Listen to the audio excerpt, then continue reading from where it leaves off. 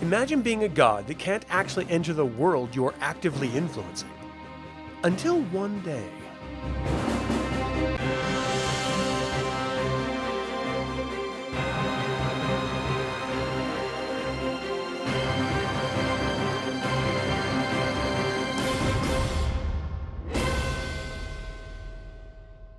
Welcome to another DragonLance Saga episode. My name is Adam, and today we're going to talk about the portals to the Abyss.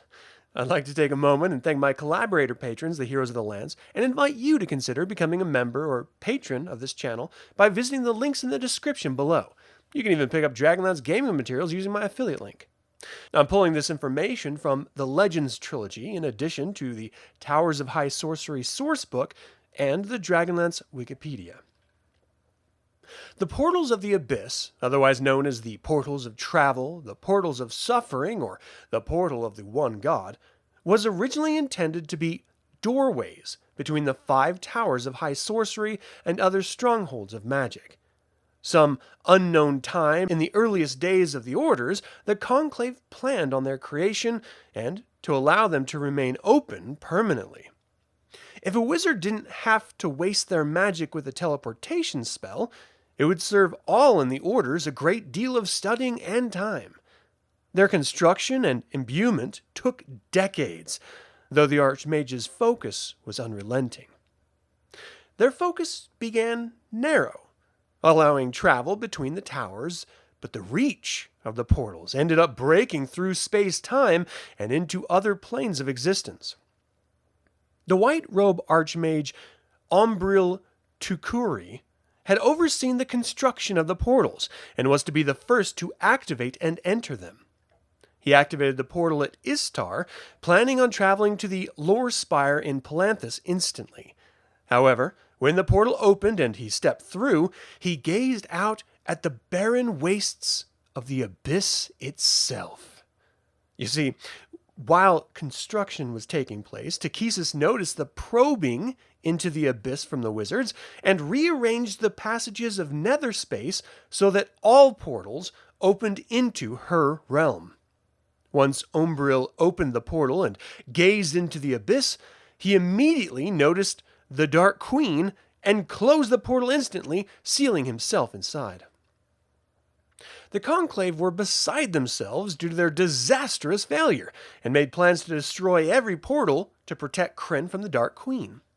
They traveled to the tower in Istar, but Takhisis' power had taken hold and protected the portals, so they removed it to a location unknown and lost in time. The Daltagoth portal was believed to have been destroyed during the lost battles with the Istar Empire in 19 pre-Cataclysm. The Losarcum portal was believed to have been destroyed, but in 346 Alt-Cataclysm, Tasseloff Burfoot and his uncle Trapspringer Furfoot entered the portal in the ruins. The Wayreth portal was present until 356 Alt-Cataclysm, but its current whereabouts are unknown. The Palanthas portal was removed to Zaman. In their failure to destroy all of the portals, they took another approach.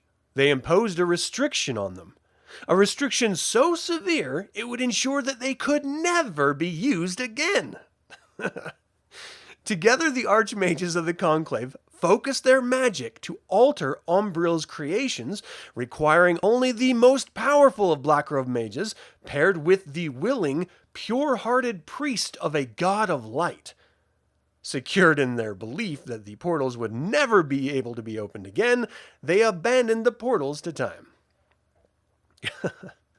My father once told me, after I had lost a close friend in my youth, that time fixes everything.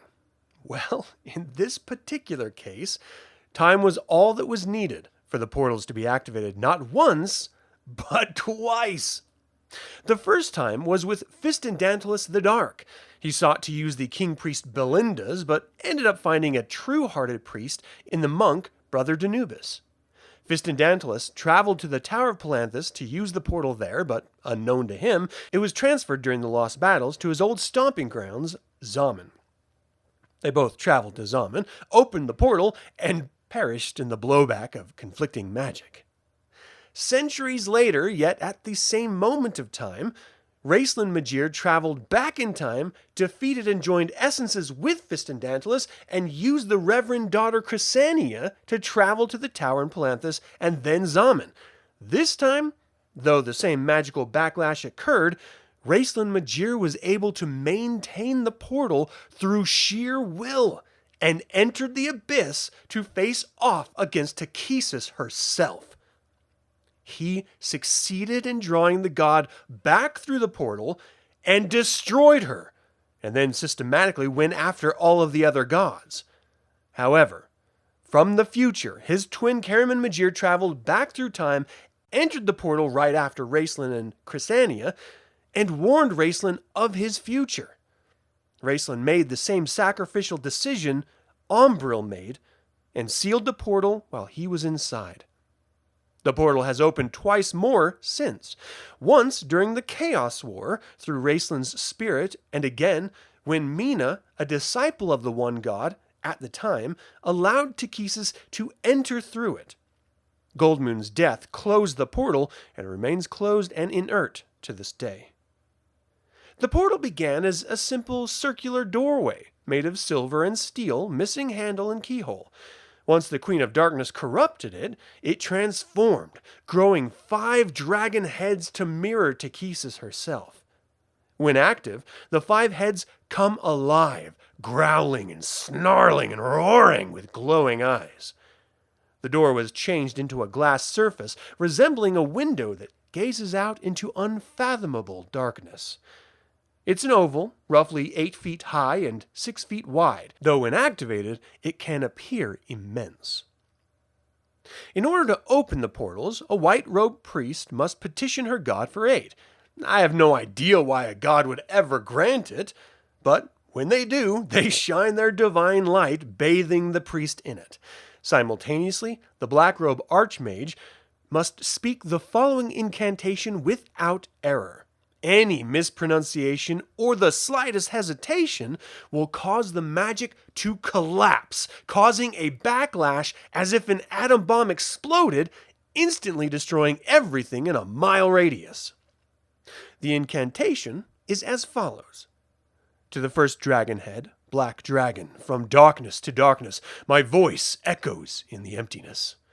To the second, White Dragon, from this world to the next, my voice cries with life. To the third, Red Dragon, from darkness to darkness I shout, beneath my feet all is made firm. To the fourth, Blue Dragon, time that flows, hold in your course. To the fifth, Green Dragon, because by fate even the gods are cast down, weep ye all with me. As each dragon is invoked, their color is added to the divine light bathing the priest. When the 5th dragon glows, the portal is opened, revealing the flat, gray waste of the abyss beyond. Once activated, the archmage can open and close the portal from within the abyss without the need of a priest. And that is all I have to say about the portals to the abyss. Do you think the portals to the abyss are still around after the Dark Disciple trilogy? Will there ever be an archmage strong enough to open the portals again? And finally, do the holy priests have to be ignorant or stupid in order to team up with a Black Robe wizard? Leave a comment below. I'd like to once again invite you to consider becoming a patron or member of this channel, and you can pick up DragonLance gaming materials using my affiliate link, all of which are in the description below. This channel is all about celebrating the wonderful world of the DragonLance Saga, and I hope you'll join me in the celebration. Thank you for watching. This has been Adam with DragonLance Saga, and until next time, remember, are we like children, left alone in the house at night, who light candle after candle to keep away the darkness? We don't see that the darkness has a purpose, though we may not understand it, so in our terror, we end up burning down the house.